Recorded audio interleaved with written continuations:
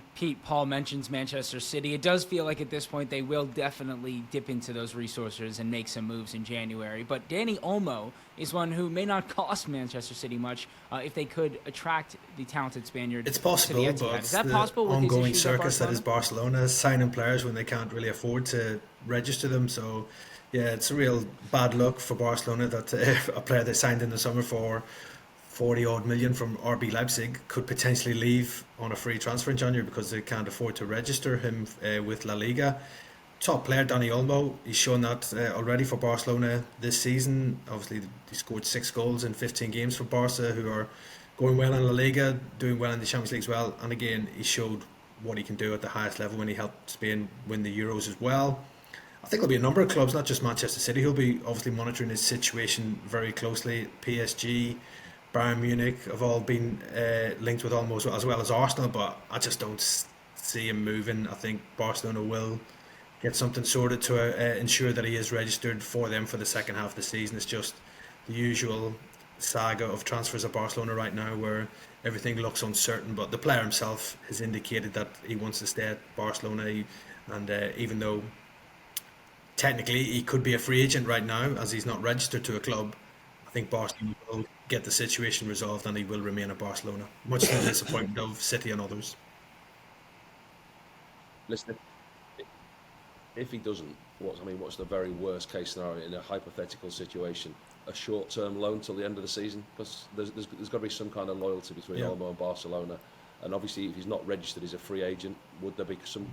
Is it possible that there could be a deal done where he goes on loan for 6 months and then returns to Barcelona in the summer? I mean, that would suit Manchester City down to the ground. The current predicament that they've got, the problems that they've got. Yeah. If they could get Olmo in just for till the end of the season, and on the understanding I think that he's going back to Barcelona in the summer, regulation that could work, wise, couldn't it? he's not able to leave on loan without being registered to a club, so it'd only be as a free agent. Yeah. It'd have to be a permanent. So it'd be a permanent. Also, So they get a permanent yeah, 6 month there'll be ways six there'll be month ways and contract. means around it, Permanent rather six than month being an loan. official loan. But look, I think Barcelona want to Yeah. sort this out. The player himself wants to sort it out as well. As you said, it'd be worst case scenario if he had to leave Barcelona and go somewhere. But yeah, look, for any club that's interested in Dani Olmo, if you could get him on a free transfer, you're going to do it. He's a top player, and he definitely would improve your squad. And as you said, with Manchester City's problems this season, he could be an ideal solution for Pep Guardiola's side. But I just don't see Barcelona letting him being allowed to go somewhere else. They spent a lot of money to get him in the summer, so I'm sure they'll find money from somewhere, from another lever that they will do, or some selling VIP tickets to ensure that Danny Olmo. Somebody's getting the sack for this in the administration offices at Barcelona, aren't they? I Oh, mean, it's how this laughable. has It's been complete allowed to even farce, happen, really, on it's almost Barcelona's side of unthinkable, things, isn't it? and how they're even signing players with all these financial situations going on is beyond me. I think somebody needs to have a real serious look at what's going on at Barcelona as well, because even with all these financial issues, they still keep getting linked with players as well. But I'm not sure how they're doing it, but somehow they are. So yeah, somebody will probably have to be made the scapegoat to ensure that this Dani Olmo deal does go through.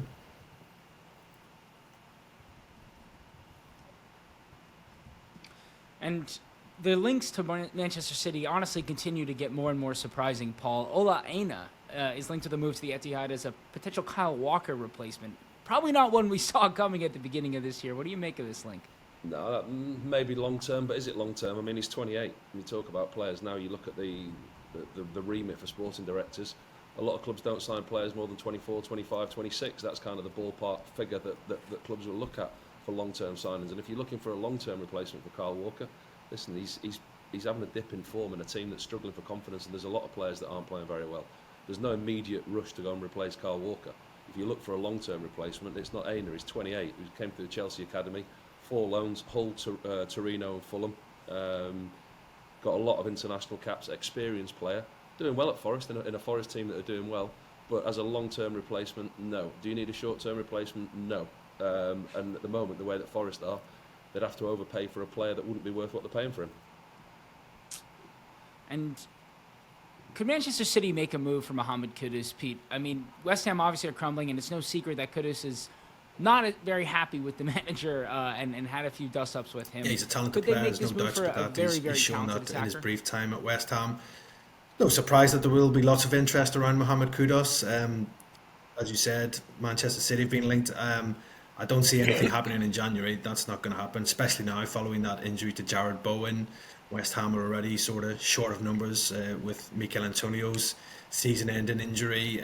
Phil Krog's not been fully fit either. So yeah, although West Ham obviously are looking to strengthen, they won't want to weaken their squad in January by letting Mohamed Kudus go. It might be a different story come the summer. He has got a £85 million release clause in his deal at the London Stadium, which becomes active next summer. So more potential that he could move then. Don't see anything happening in January for Mohamed Kudus. West Ham are going to need him between now and the end of the season, because without Bowen and Antonio, who else is going to score the goals in that team? I think there will be a lot of responsibility on Mohamed Kudus' shoulders for the next couple of months while Bowen's out injured as well. So yeah, I think West Ham probably value him around the £100 million mark, so that means any deal for him in January is extremely unlikely. But yeah, something maybe the likes of City or an Arsenal could revisit in the summer.